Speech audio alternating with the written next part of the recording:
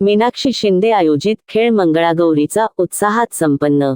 ठाणे शिवसेना ठाणे जिल्हा महिला आघाडीच्या वतीने आणि मीनाक्षी शिंदे यांच्या आयोजनातून खेळ मंगळागौरीचा 2026 हा भव्य सांस्कृतिक कार्यक्रम ठाण्यातील गडकरी रंगायतन येथे उत्साहात संपन्न झाला। पारंपरिक मंगळागौरीचे खेळ, लावणी, संगीत आणि मनोरंजनाच्या कार्यक्रमांनी उपस्थित महिलांमध्ये उत्साहाचे वातावरण निर्माण झाले होते। महाराष्ट्राची समृद्ध लोकपरंपरा आणि संस्कृती जपण्याच्या उद्देशाने आयोजित करण्यात आलेल्या या कार्यक्रमाला महिलांचा मोठा प्रतिसाद मिळाला। पारंपरिक मंगळागौरीच्या खेळांमध्ये महिलांनी उत्स्फूर्त सहभाग घेतला। यावेळी मराठी सिने अभिनेत्री दीपाली सय्यद, ठाणे महानगरपालिकेच्या महापौर शर्मिला पिंपळुलकर तसेच लावणी नृत्यांगना कांचन शिंदे यांची प्रमुख उपस्थिती होती। यावेळी ठाणे महानगरपालिकेच्या नगरसेविका तसेच महिला आघाडीच्या पदाधिकारी व कार्यकर्त्या मोठ्या संख्येने उपस्थित होत्या। आदींच्या उपस्थितीमुळे कार्यक्रमाला विशेष रंगत आली। लावणी नृत्याच्या सादरीकरणाने उपस्थितांची दाद मिळवली, तर मंगळागौरीच्या पारंपरिक खेळांनी कार्यक्रमात मराठमोळा रंग भरला। महिलांनी संगीत आणि नृत्याचा मनमुराद आनंद घेतला। यावेळी कार्यक्रमाच्या आयोजक माजी महापौर, शिवसेना लाडकी सून अभियान महाराष्ट्र राज्य प्रमुख तथा शिवसेना महिला आघाडी प्रमुख मीनाक्षी राजेंद्र शिंदे यांनी उपस्थित महिला आणि मान्यवरांचे आभार मानले। महिलांना एकत्र आणण्यासोबतच महाराष्ट्राची पारंपरिक संस्कृती आणि लोककला नव्या पिढीपर्यंत पोहोचविण्याचा प्रयत्न अशा उपक्रमांतून केला जात असल्याचे त्यांनी सांगितले।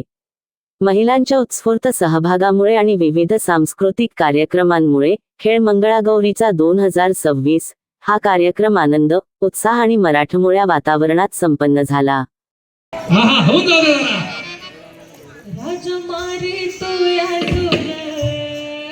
खूप छान, खूपच उत्कृष्ट।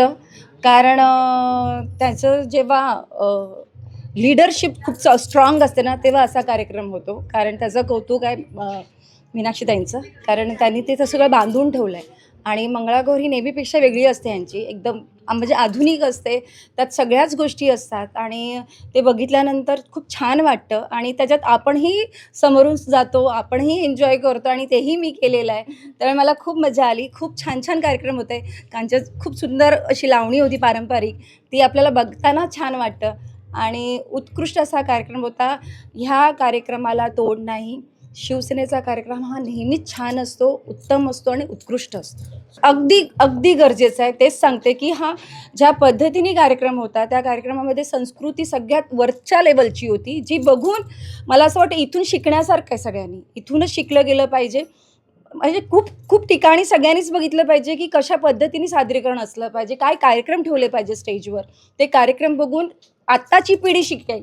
जे म्हणतात झेंझीला काय दाखवायचं आणि काय त्यांनी बघितलं पाहिजे। तर मला असं वाटतं की अशा पद्धतीचे कार्यक्रम बघितले पाहिजे, तेव्हा त्यांना कळेल की मिलेनियर्स काय होते।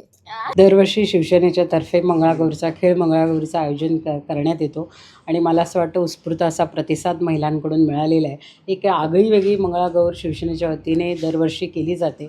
मला असं वाटतं की पारंपरिक वेशेत तर महिला येतातच, पण जे पारंपरिक खेळ आहेत ते न खेळता वेगळ्या स्वरूपाचं एक त्यांना आनंद देण्यासाठी हा कार्यक्रमाचं आयोजन केलेलं असतं आणि वेगवेगळे कलाकार त्यांच्या भेटीसाठी येत असतात आणि शिवसेनेच्या माध्यमातून गेले अनेक वर्ष हा कार्यक्रम होतो आहे आणि खरं तर खूप चांगलं वाटतं की महिलांसाठी हा कार्यक्रम आम्ही दरवर्षी आयोजित करतो आणि महिला त्यासाठी चांगला प्रतिसाद देत आहेत। मला असं वाटतं महिलांच्या कलागुणांना वाव मिळण्यासाठी नाही, त्यांना एक आनंद, कारण महिला नेहमीच शिवसेनेच्या माध्यमातून प्रत्येक मोर्चा मीटिंगसाठी सहभागी होत असतात, पण त्यांना विरंगुळ्यासाठी मला असं वाटतं की श्रावणामध्ये प्रत्येक महिलेला काही ना काहीतरी म्हणजे सण साजरे करण्यासाठी त्या उत्सुक असतात आणि त्या माध्यमातून मला असं वाटतं की इथे आल्यानंतर एक वेगळं त्यांना मनसोक्त नाचता येतं, खेळता येतं आणि त्यामुळे आपण शिवसेनेच्या वतीने अशा प्रकारचे मंगळागौर आयोजित करतो। मला असं वाटतं विधवा असतील, घटस्फोटित असतील, परित्यक्त्या असतील अशा एकल महिलांसाठी